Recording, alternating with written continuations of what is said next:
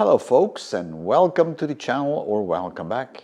And in this episode we're going to talk about air-fuel mixtures, pre-advance on the ignition, RPMs, the blend of fuels, and on how all that fits together.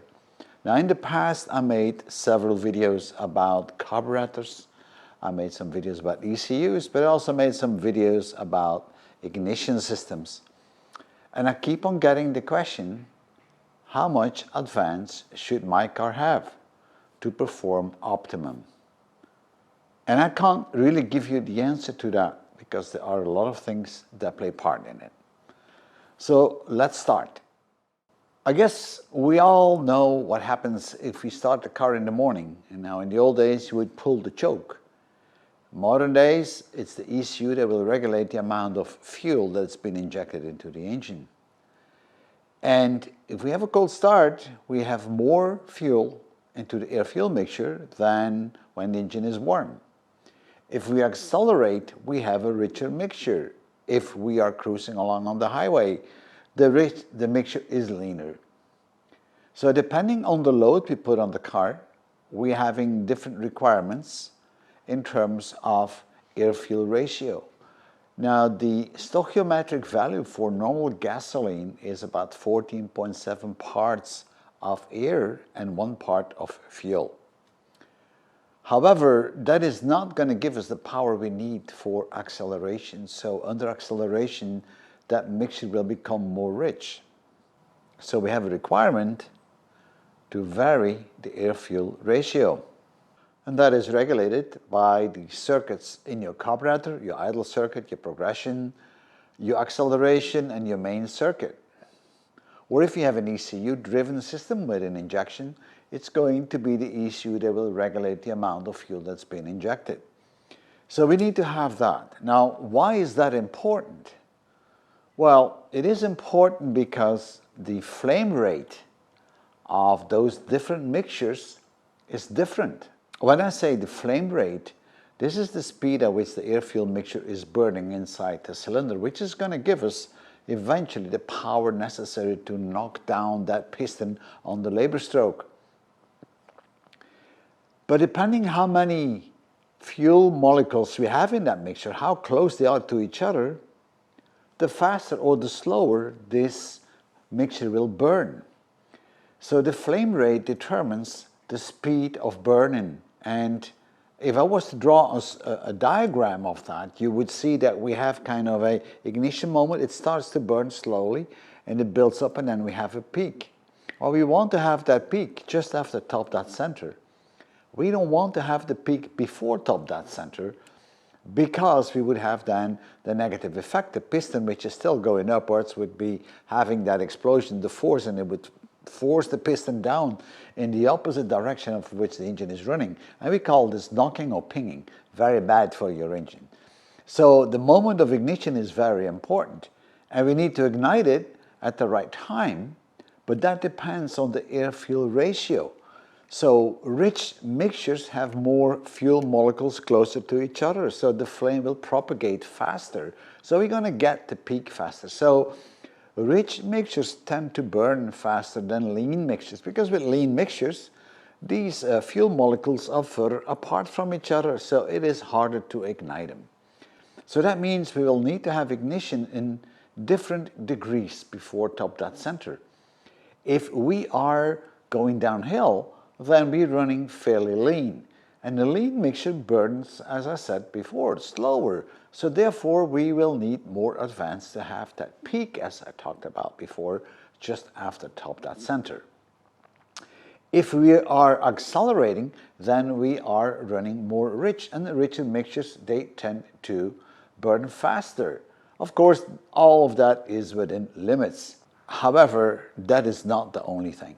We also need to think about the type of fuel, the type of blend that we have. We have ethanol, methanol, standard gasoline mixed with 5% ethanol or 10% ethanol. All these different fuels have different flame rates. So depending on the fuel you're going to use in your car, that pre-ignition may have to change because the flame curve is different for each one of them.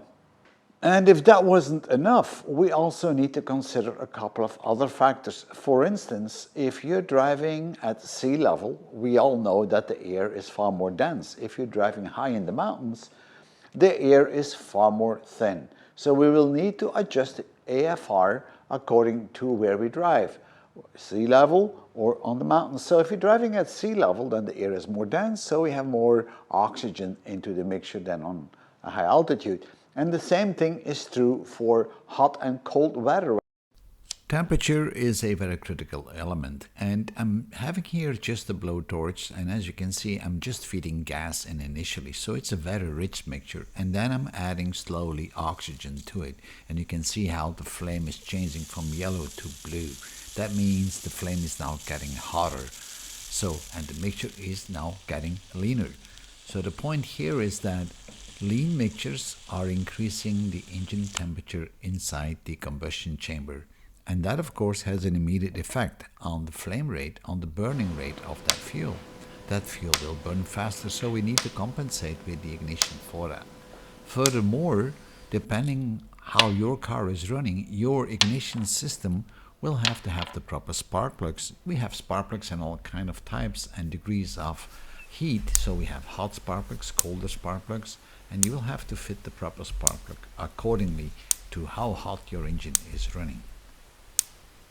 Now, besides the temperature effect on combustion times, we also have the effect of compression. And on this picture on the left, you notice that we have a piston at the end of the intake stroke, and you see all the particles being spread around inside the cylinder. But on a low compression engine, which is the middle picture, we are then compressing all these particles together. But the problem is that we have more space in between them, so the ability for the burning of the fuel is a little bit more difficult. It's going to burn a little bit slower because I need to jump from one molecule to the other, which are further away from each other. But if you look at high compression ratio engines, which is on the right hand side, then all these particles in the AFR are squeezed together really close to each other, these molecules. And that's what makes the flame propagation through that mixture a lot faster, so they will burn faster. So also the compression has an effect on the advance you will need. And then the shape of the combustion chamber also has a huge effect on how well the swirl is happening inside at the moment of the ignition. That goes together with the shape of the cylinder head and the shape of the piston head. So depending on the load we put on the car, depending on the environment where we're driving in, and depending on the fuel blend, we are going to need different amounts of advance. With a classic car, we can adjust the carburetor for the air correction jet to make sure that we have the right mixtures under given conditions. If you're driving at sea level, then you will change that because you probably have a smaller air correction jet. If you go in high in the mountains, you're going to need a larger air correction jet. So these are the kind of things you will have to change, but those are very static. If you're driving with a car with an electronic control unit or an ECU or engine management unit or whatever you want to call them, then that unit will have plenty of sensors on the engine, and it will be able to sense the knocking, it will be able to sense the oxygen level in the exhaust through the wideband oxygen sensor, it will be able to measure the vacuum in the intake manifold, the temperature, the ambient temperature, the ambient pressure. All these things can be measured, and based on that it will look on a fuel map and it will inject the right dose of fuel, and at the same time it's going to correct, of course, also your ignition moment. With classic cars we don't have this luxury, so we have to revert back to a few simple things, which is setting your carburetor statically and then leave it like this, and hopefully it's right, and do some trial and error to correct it. And our ignition system, well, on a classic car is basically a distributor, maybe some breaker points, a high tension coil, and that's probably it. And if you're lucky, you have a vacuum advance system on it, and we'll talk about all this in a few minutes. However, there is one more thing we have not talked about, which is as important. We have looked on the flame rate, and we've seen that curve, right? And we know already now that we want to ignite the fuel mixture before the piston has hit top dead center, and how many degrees, that depends on all the conditions we just explained. However, that burn rate or the flame rate is a steady factor, right, for a given AFR. It might take 3-4 milliseconds to burn before you have the peak. Our engine is not always running on the same RPMs, so this piston is moving up and down in the cylinder multiple times. So for one full rotation of the crankshaft, the piston has gone up and has come down once. So the piston is traveling a certain distance per second, and that depends on the amount of RPMs you're doing. But given that the flame rate is a fixed value that does not vary, of course, for the same AFR, regardless of the RPMs, we're having a little bit of an issue, because within that burn time of that flame rate, before we hit the peak, there's X amount of milliseconds that lapse. Now, within that time span, an engine running at 1,000 RPMs, the crankshaft will have moved a little bit forward, but within the same time span, if you're running 10,000 RPMs versus 1,000, the crankshaft will have moved 10 times faster. So basically, on higher RPMs, if we keep igniting the air-fuel mixture on our standard setting for idle, it's going to ignite that fuel mixture way too late, just because of the speed of the crankshaft, the speed of the piston moving in the cylinder. So we need to find a method to advance the timing at higher RPMs. And on a classic car, we do this through the use of bob weights. These are small weights that are fitted inside your distributor. Now, we all know that the distributor and the notch that is opening or closing the breaker points, and it doesn't really matter if the breaker points are mechanical or electronic, but that axle or that shaft is rotating at half the speed of the crankshaft, and it's rotating around. So the faster the engine is running, the faster that shaft is spinning around. Now, we all know centrifugal force, so if you're now putting weights onto that shaft, well, these weights have the tendency to fly open whenever the RPMs increase. So the higher the RPMs, the more centrifugal force you get. And these bob weights, they will be pulling the plate of the breaker points, and again, electronic or not, and they will move it more against the direction of the normal rotation of the rotor inside the distributor, and as such creating more advance. If the RPMs are dropping down, the centrifugal force reduces and the bob weights tend to fly out far less, and in fact the whole unit returns back in towards the direction of the running rotator inside the distributor. Bob weights are constrained with springs, and these springs are holding in these bob weights so they don't fly out too far right away, because if they did, you would have immediately a lot of advance, which you don't need. You need this on higher RPMs. And also when you're slowing down in terms of RPM, then these springs will pull back these bob weights. Now, if you want to change your advance curve on your car, then you can play with the bob weights or the springs. And typically people put springs in with different strengths. So a softer spring will give you far more advance, and a harder spring will give you less advance. And that's what we call the advance curve setting on a distributor. But that's not the only thing. We also have another problem, and that's the problem of lean mixtures. Now, lean mixtures tend to burn, as I already said, a bit slower. So we're going to give it more advance, and the reason they burn slower is because the gasoline molecules inside the combustion chamber are further away from each other, so the flame propagates slower.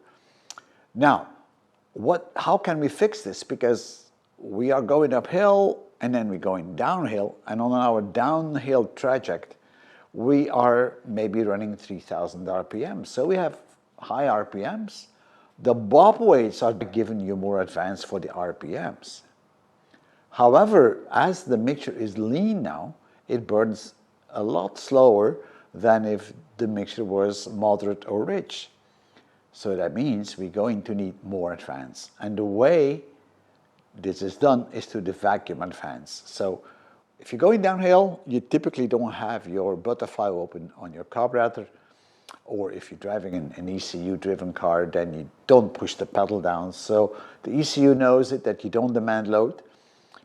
And on a carburetor car, we are creating a lot of vacuum inside the intake manifold just because the butterfly is closed. If you now can feed back that vacuum to a membrane which is attached to the distributor, then this vacuum could actually advance even more the distributor by turning it or pulling it even more counterwise towards its normal running direction.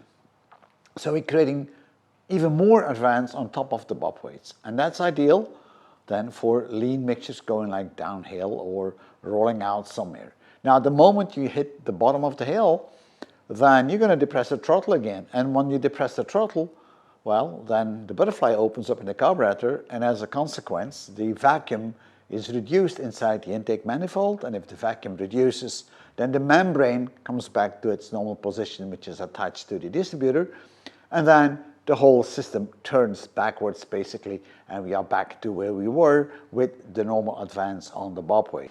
So now the question is going to come, how do I adjust my advance on my car? How do I adjust my ignition? Because I'm having a specific type of fuel that I'm using, and I'm living near the coast. Well, it doesn't really matter. The way I do this is you look up in the manual of the car, what is the static advance? And the static advance is nothing more than how many degrees before top dead center of the first cylinder on its compression stroke the spark should happen. So it's very simple. You remove all the spark plugs because that makes it easy to turn the engine around. You connect cylinder number 1 to your spark plug. You make sure the spark plug touches the ground, a bare piece of metal on the engine block. Turn on the ignition, of course, but don't start the car, and rotate the crankshaft until the marking on the pulley of the crankshaft is at X degrees before top dead center of the compression stroke of cylinder number 1. So set it to that. Then you go to your distributor, you loosen up your distributor, and you turn it against the direction of the normal rotation of the rotor inside. So basically you're creating more advance. And you turn until you see a spark. If you don't see a spark, turn the other direction. So find that spot where the spark plug is providing a spark.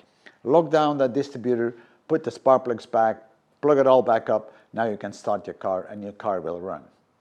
Will the car run perfectly? No, it won't, right? It's going to be run on idle. Let it warm up. Now what you do is you're going to loosen up the distributor adjustment again, and you turn really slowly against the normal running direction of the rotor, but slowly, and listen to the engine. Check the RPMs, and they should increase. Now, what does that mean if they increase? Well, obviously, you're having this peak at the better spot than before if the RPMs increase, because you're going to develop more power. So keep that increasing until the engine is really at its maximum RPM, and after that it's going to slow down a bit, and then turn back a little bit. So this is your idle running advance. Lock down the distributor again, and now you're all set. Now obviously you should do this with the vacuum hose disconnected. So disconnect the vacuum hose. It's kind of a tube that starts somewhere on your intake manifold and ends up on the membrane on the distributor. Just disconnect it.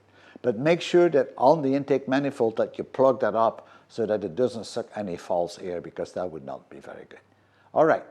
So the next thing to do now is take the car for a spin. That's all you can do. And accelerate, do all the different things, and see what it does. Now, if you want to check your vacuum advance, then it's not very difficult.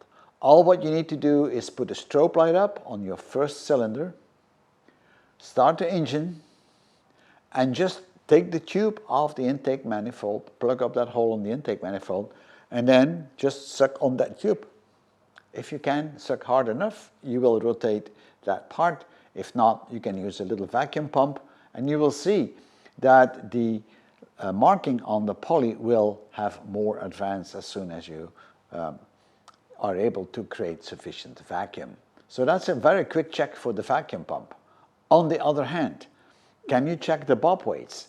Well, you can check the advance basically on how much it is depending on your bob weights, but you can't really adjust it without changing the springs or changing the bob weights themselves. Now the way I check my advance curve is very simple. Engine is warmed up, I know it's not under load, and I don't worry too much about that one right now. I'm having my stroboscope attached to cylinder number 1, and I'm pointing at my pulley with it, and I will see the markers lining up when the engine is running on idle. When I accelerate the engine, more RPMs, again, I'm not putting a load on, but just more RPMs, I'll do it at 1500, 2000, 2000.5, 3000, 3500. You know, I can go up to 5, 6, 7000 if you want. And then you mark down how much advance you see actually on your pulley. Now, some pulleys don't have all the marks all that far down in degrees, because sometimes you may have 35 or 40 degrees advance even at very high RPMs. So you might not see that. So, but some strobe lights have the adjustment knob in the back that allow you to adjust this. So you can adjust the strobe light so that the flash lines up the marker on the pulley together with the marker on the engine block. And then you see the display saying how many degrees advance you have. And you can write this down so you can draw your advance curve.